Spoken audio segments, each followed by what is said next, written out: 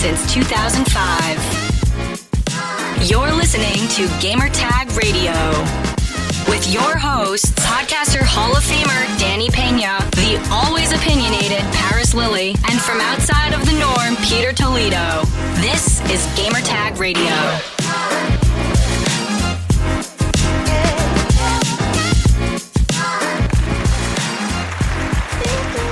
Welcome to episode 1224 of Gamertag Radio. I'm Paris. Just got me this week. Danny is actually out on his whirlwind tour of releasing his book, Danny Loves Video Games, based on the true story of Danny Peña, and I'm so proud of him. He had the official release and signing down in Miami this week, so he's down there and taking care of business. But again, congrats, Danny. I'm so happy for you. So happy to see this released. And if you've not picked up this book, you can go grab it on Amazon. Again, it's Danny Loves Video Games, based on the true story of Danny Peña. Go check it out on Amazon. Go grab a copy for yourself and enjoy. Pete is out in the Poconos somewhere doing his thing. Actually, I think he's doing some work-related stuff, so he will not be able to join me either. So you just got me this week, and it's funny. This will probably be a short show again, but I was thinking about what am I going to talk about? Obviously, we had Xbox at the Tokyo Game Show. They're doing their thing, getting more of a presence over there in Japan and really embracing that Asian market, which is great to see. A lot of announcements that they had for the show. Highlights for me obviously would have been Persona 5, because I've never played a Persona series. So I'm looking forward to jumping into, Persona 5 Royale, I believe.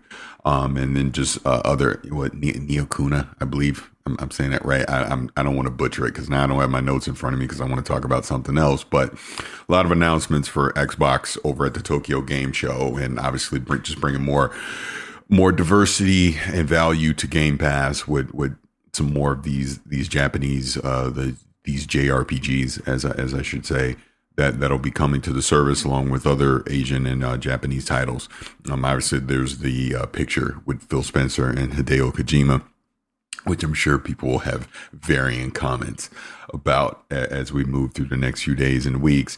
And then obviously with Phil Spencer, even Sarah Bond, they're over at the Tokyo Game Show right now. Phil Spencer has been doing some media interviews as well, addressing the Activision acquisition, Call of Duty, all that stuff. Speaking of Call of Duty, the multiplayer beta is out right now exclusively on the PlayStation 5. So if you've not had a chance yet to play that, hope you do. I've played a little bit. It's good. Obviously, we had the Call of Duty reveal this week, for Modern Warfare 2 and along with Warzone 2.0 as well. So I'm looking forward to both of those. They actually look pretty interesting. And I've really not been big into Call of Duty over the last couple of years, but this looks like, maybe I will jump back in and go check it out. But going back to Phil Spencer really quick, again, he addressed more of the concerns with the Activision acquisition. And I think the more important thing that came out of this, because as we've talked about a million times already, I think that deal eventually will go through. I personally don't think Call of Duty will leave the PlayStation. Ultimately, I think it will stay on there, similar to Minecraft. But the other thing that he talked about, which I think is the more important thing here in the short term, is he reiterated that the price of the Xbox Series X and the S will not increase. They have no plans to raise the price on either console anytime soon. And he was pretty straightforward about it, that during their current economic times, it's not fair to their consumers to raise the price. And I completely agree. Obviously, we know the PlayStation raised their price for the reasons they had. I mean, look, I'm not going to sit here and rant and rave about it, but that was disappointing to see, even though it wouldn't affect me directly here in the United States. It was disappointing to see that other places out there in the world are seeing a price increase. And look, we are in unprecedented times. There's inflation. There's just everything that's going on. I get it. But it was good to see that Microsoft did not raise the price. And, final thing before I jump out of this, just sticking on Xbox. Yeah, so obviously probably the worst kept secret ever. Deathloop will be coming to Xbox on September 20th, and it will be on Game Pass as well. So if you've not played Deathloop yet, if you don't have a PlayStation 5, this will be a great opportunity for you to check it out. It's a great game. I really enjoyed it last year when it came out. I thought it was one of the best games of 2021. So if you now get the opportunity to jump in and play Deathloop, I highly suggested that you go do that. The other thing that I was planning to talk about was obviously we had a Nintendo Direct, we had a PlayStation State of Play as well, and just super briefly on that, just the two big takeaways from both. For Nintendo, Goldeneye, which again actually kind of ties in Xbox as well, but the Goldeneye coming to the Switch, along with having online multiplayer, is cool to see, and then the announcement that that Goldeneye will also be on the Xbox, have some like 4K upgrade stuff like that, but not have online multiplayer. And I believe they explained why. It was something about the way that it's being ported over. Like, I guess the way that it's being ported over, they weren't able to do online multiplayer on Xbox, but they are on Nintendo, because something about it being N64 emulator, something like that. And I could be completely screwing this up, so I don't want to speculate too much. But yeah, it just sucks that we're not seeing online multiplayer on the Xbox side, because I probably definitely would have checked it out. And the one thing about this with Goldeneye is, I think, of course, there's going to be the nostalgia hit of it, that I want to go check it out, because I remember when I played it in the early 90s on the Nintendo 64. But I think for new people that are going to be looking at this game, it's going to look very dated. Even on the Xbox side, with some of the enhancements that they've done, it's going to look very dated. It's going to play very dated as well. So I almost wish they would have given it like the Halo Combat Evolved treatment, where we did get a complete graphical overhaul to it, but then you could switch over to see what it looked like, when it came out in the late 90s as well. But we'll see. Obviously, when it comes out, well, like I said, probably check it out, probably go, oof, this feels dated, and move on, or maybe I don't. We'll see. But if it had the online multiplayer, I'm pretty sure I would have invested more time into it. But maybe I'll try it out on the Switch. I just personally don't know if I will, just being completely honest. And then the second part of it was Breath of the Wild sequel. They showed more footage for that. It's coming out May of 2023. Obviously, we know they're going to knock it out of the park, and it's going to be fantastic. So really looking forward to that. Then on the PlayStation side, State of Play, the big takeaway to come out of that obviously was God of War Ragnarok. It looks phenomenal. It's coming out in November. Can't wait to get my hands on it and play it. It's going to be great. It's really as simple as that. That final shot that you see, with Kratos and Thor, I'm like, sign me up, I'm in. But yeah, overall, it looks fantastic. Sony Santa Monica is going to absolutely nail this, and can't wait to play it. The other thing is we finally got to see some outlets got hands-on with PlayStation VR 2. And it looks... all the descriptions sound fantastic. I've said, many times, I purposely held off on basically VR 1.0. I was waiting for VR 2.0, which I do think started with the Valve Index. I've told the story. I was going to pick up a Valve Index, then the pandemic happened and I held off. But now I do want to wait and see what PlayStation VR 2 is going to be priced at. I think this might be the one that I ultimately get. I do. I think this will be my entry into the VR space. I'm fully expecting something like Half-Life Alyx to come to PlayStation VR 2, because that's definitely a game that I've really been anticipating to play over the past few years. Obviously, this Horizon game, which a lot of people talked about with hands-on during this early period, sounds phenomenal. So I would definitely be picking that up at launch as well. But I'm really looking forward to it. Really looking forward to PlayStation VR 2. Now, the disappointing part of it is it was also announced that you will not have backwards compatibility with VR1 games. So, obviously some people that are already heavily invested in the VR, a little upset to see that, because basically it means they're not going to be able to just take their games with them onto VR2 and obviously have a back catalog of stuff that they're going to be able to play when VR2 comes out. But this also says to me that VR2 is going to need a strong launch lineup, and it's going to need a decent cadence of VR2 games coming to that platform, or people are, because I'm already assuming it's going to be $500+ to pick this thing up, right? But we'll see what the final price is going to be. But you're going to need things to play. Half-Life Alyx and Horizon aren't going to be enough. You're going to need a variety of titles to play when this comes out. So be interesting to see how PlayStation handles all that. Now, all of that talk to get to what I really want to talk about, because this is breaking news. Grand Theft Auto 6 has leaked. And I'm not going to talk about the leak itself. I will admit, I kind of looked at a few things, some screenshots. I'm really not looking into the video stuff that leaked. But even Jason Schreier confirmed with Rockstar, yep, all of this is real. And this is, in Schreier's words, the biggest leak in video game history. And my thought on it is, and I tweeted it right before I hit record here, it's disappointing. It's disappointing for so many reasons. It's disappointing from my standpoint as a gamer. You're taking that surprise away. Like, I should not be getting up on a Sunday morning and see all of this Grand Theft Auto 6 news. I would rather see it, in the way that the studio and the publisher intended. Right. So that's disappointing. And then again, let's bring it to Rockstar. It's very disappointing for people at Rockstar, for all the people at Rockstar that have been working very hard for years on this game, to now have their hard work judged prematurely, because we're looking at unfinished footage. This is stuff we were never meant to see. And now we're seeing it. And I've already seen the comments online, people judging it for basically what might not even be an alpha product. You know what I mean? I mean, that's probably how early this footage is. We are not seeing a polished product. And yet now people are going to form opinions about what Grand Theft Auto 6 is. And now the marketing and the PR staffs, I'm sure they've had a roadmap for what they were going to release and how they were going to tell the story about this game. They can rip all that stuff up and start over now, because now they're going to have to go into damage control mode, with this leak happening. It's a damn shame. And it's a part of the world that we're in right now. Obviously, just with the internet, like as many of you know, I'm in cybersecurity, so I deal with I've been dealing with an incident this weekend. So it's like this is just across the board with the internet and the way we're all connected.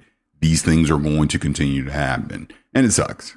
It sucks. The only advice that I can give to anyone is, if you've not looked at the footage, try to tempt fate and don't look at it. Don't look at the footage. But if you have looked at the footage, just know that you are looking at an unfinished product. This game may still be years away from release. And this may just be concept stuff. Then they may be trying certain things to see what worked, what doesn't. Maybe the stuff that we're looking at right now doesn't even make it into the final game. You know what I mean? So it's like, let's wait to judge it when Rockstar says, this is what we want you to judge us on. To me, I think that's fair. Again, we've talked about this a million times, but when a game is released into the wild, that's when you can judge the game fairly, right? But until then, you just simply don't know. You don't know what the final product is going to be. So it's not fair to judge the game itself on those merits. So disappointing to see, as I wake up this morning and I see all of this. And like I said, I've just seen these stream of comments going online about everything, that may or may not wind up being in this final game of Grand Theft Auto 6. We already know when Grand Theft Auto 6 comes out, it's going to be one of the biggest video games ever, because it's just what Rockstar does. I mean, basically, when Rockstar releases a game, that's when Call of Duty takes a backseat as being the number one game for the year, because that's just how big Rockstar games are. So unfortunate. Obviously, this news will play out over the week. We'll see what else comes of it. But I just think overall this is disappointing. It's just disappointing to see. And it's not fair to the people that work at that studio that have been working hard over the years, to try and deliver this game. And they want to obviously deliver the best game that they possibly can. And now they're going to be subjugated to unfair criticism. And I just think it's unfortunate. So, like I said, this will not be that long of an episode, because, there's actually a lot of stuff that Danny and I are going to be able to talk about here very soon. As some of you may know, I was up in San Francisco earlier this week looking at stuff, and I'll be talking about that stuff pretty soon, but can't talk about it just yet. But I will say, keep your eyes peeled over the next few days and week, and you might like what you see, or you might not. Who knows? We'll see. But as I get out of here, one final thing. Cyberpunk 2077 and Cyberpunk Edge Runners. So I've watched Edge Runners, the series, and I went into it thinking, okay, they're doing something based on the game. We'll see. You got Studio Trigger to do it. That's great. That's all fine. I'm sure it'll be pretty good, right? I'm sure it'll be all right. That was my thought going into this, because I was supposed to go to PAX, and unfortunately I had to put out last minute, and CDPR had even invited me to come do a pre-screening. So I was disappointed that I didn't get to see it early, but I just watched it like everyone else did, which was fine. And I have to say, it's one of the best animes I've seen in a very long time. And I was pleasantly surprised at how good it is. I mean, it is really, really good. Like, really good. Studio Trigger knocked it out of the park. This story that they told is great. Again, I don't want to spoil anything. I want everyone to go watch it and judge it for themselves. But how it was integrated into the actual game as well, I thought was great. Like, there were so many things that as I'm watching the show that I knew were in the actual game, and it lined up one for one, which I thought was a great representation of that. So you can definitely tell CDPR and Studio Trigger had great synergy when it came to that. And then you also couple that with the 1.6 patch that just came out for Cyberpunk 2077, and you've seen this huge uptick of player engagement now, just looking at the Steam charts. And then I follow a lot of the devs at CDPR. You can just see how excited and happy they are that people are jumping in and finally playing and enjoying their game. And, as obviously someone who was super excited about it pre-launch, and then obviously was kind of involved, in the launch stuff with it. And, we all had the disappointment of what Cyberpunk 2077 was in December of 2020. And here we are now in 2022. And I feel like we've finally gotten the game to a playable and enjoyable state, the way that it was intended to be. And we obviously know more stuff is coming here next year with the expansion, but I've been playing it over the last few weeks, and I've really been enjoying it, especially since, this 1.6 update. And the game's great. This was the vision that we originally had. Is it 100% there? No, but it's pretty damn close. And, they're going to continue to iterate on it, continue to add some quality of life stuff in there as well. So I'm excited for that. But it just kind of goes to show you that, because Young Ye said this, so props to him, but it's true. CD Projekt Red, one thing that they're definitely masters of is getting engagement with their games with the release of basically like a live action / animation thing that is representation of the game, because they did it with The Witcher, and we saw a huge uptick of people jumping in playing The Witcher 3, and now we're seeing the same thing again with Cyberpunk 2077 with Edge Runners. So kudos to CD Projekt Red for that. They're on their redemption tour right now, for the mistakes that they made at launch, and I'm happy to see it, because again, kind of going back to the Rockstar stuff. And you can even bring this into Halo Infinite and all this. Don't judge devs for the decisions of management and leadership. Because again, like with CD Projekt Red, I know a lot of devs over there, they don't want to release a half-baked buggy game. Of course they don't. They want to release the best game that they possibly can, but decisions are made that are out of their hands. Same goes for with Halo Infinite, just like we're seeing now with this leak with Grand Theft Auto 6. Don't judge the devs for the decisions that are made way above their pay grade, is ultimately what I'm trying to say, because they're obviously putting in their heart and soul and hard work into trying to release the best thing that they possibly can. And, now we're starting to see it. Basically with Cyberpunk 2077, they just needed more time. It's as simple as that. They just needed more time. The concepts of what they were doing clearly worked, because if you play it now, it's a great freaking game. I would say the same for Halo Infinite. Halo Infinite simply needed more time. If they would have held off launching that game until, even if it was November of this year, or probably into, quite honestly, 2023, we would get everything that they wanted that game to be in its final form, and then we could have judged it accordingly. So, it is what it is. This is the era that we're in. I've said a million times, I think the lessons learned of things like this that we've had over the past few years is really actually going to be to the benefit long term of the industry and of gaming, because I think now you're not going to see games rushed out the door. You're going to see more, obviously we've seen a lot of delays here. And I think part of that is pandemic. Part of that is these games are simply not ready. Let's not rush them out. Let's get them as polished as we possibly can so they can be judged fairly. And we, the gamers, can go play them and enjoy them for what they should be. Like, again, the Starfield thing, I am convinced, no one's told me this is me guessing. I'm convinced that that decision was made in, what was that, May of this year, when, you know, you had Phil and the leadership for Xbox go out to Bethesda. And then shortly thereafter, you got the announcement that Starfield and Redfall were delayed. I'm convinced both of those games could have been out this year. Convinced. But they made the right decision to say, you know what, let's give it more time so we can properly QA and polish these games so they can be the best games they possibly can be. Because, and bringing this back to Xbox, they're at a point now that they got to start putting stuff out. And when it comes out, it better be quality products. It's just where they are. I mean, you know, obviously it's ultimately up to the gamer to decide what's a good or a bad game.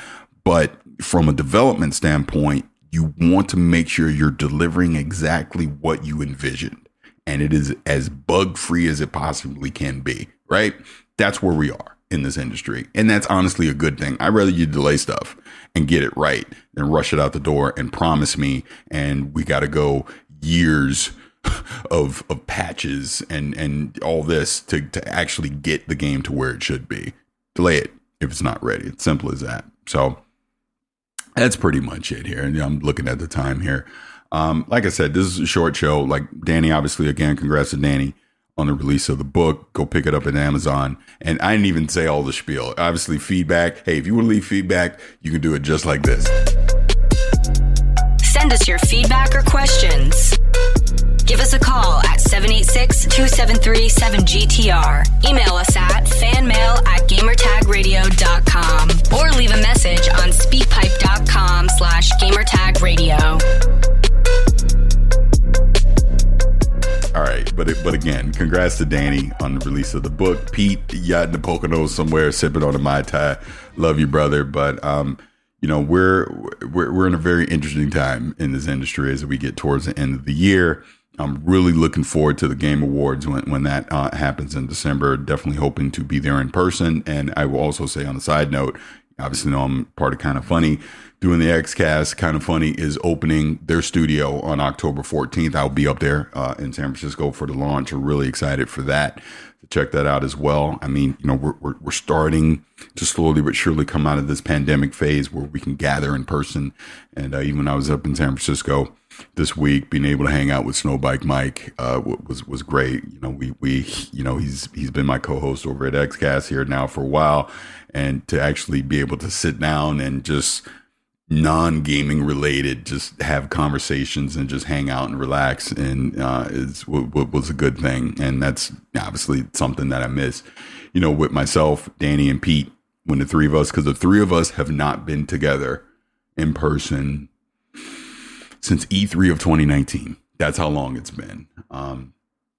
Obviously I see Danny on and off because, you know, he lives out in Los Angeles now, but not the three of us being together. It's been so long. And hell, throw Mandy into it. God, I don't think with Mandy, God, when's the last time I've seen Mandy? I'm riffing here on the show as I wrap it up, but it's been a long freaking time since all of us have been together, and I dearly miss all of that. And hopefully we'll have that reunion tour here pretty soon where all of us can be together and hang out. Really looking forward to that. So that's it. I'm going to go ahead and get out of here. But again, this has been Gamertag Radio, episode 1224.